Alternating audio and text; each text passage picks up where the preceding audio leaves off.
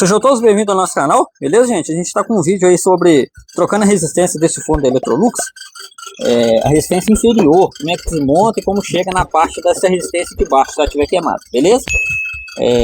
O modelo dele é esse aqui, ó, OE60M, beleza, gente? E depois que a gente trocou a resistência, a gente foi montar e fazer os testes, a gente reparou que ele tá fazendo um barulho diferente. O cliente já tinha passado pra gente que ele tá fazendo um barulho diferente. Esse ventilador, como vocês podem ver, tem uma borracha aqui, ó, olha lá, que ela rompeu e ele fica batendo. Aqui, ó, se você pôr o dedo aqui, ó, você mantém, ó, e para o barulho, beleza, gente? Então, vamos ver se nós achamos essa borracha. Se caso a gente não achar, vamos dar um jeito da gente colocar uma borracha de preenchimento. Vou estar desligado ele aqui. Vou tirar aqui para vocês verem onde que rompeu, tá vendo? Olha como é que ela já tá larga aqui, ó.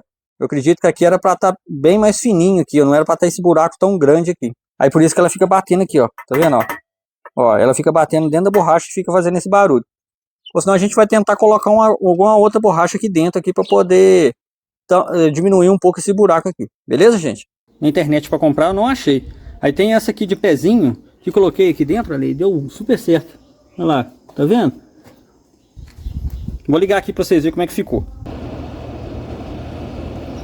Aí, tá vendo como é que ficou? Parou de fazer aquela barulhada, beleza? Ali, ó. Se caso esse vídeo te ajudou, se inscreve no nosso canal. Qualquer dúvida, estamos à disposição nos comentários. E não deixa de conferir o nosso vídeo como é que a gente trocou a resistência desse forno. E muito obrigado, gente!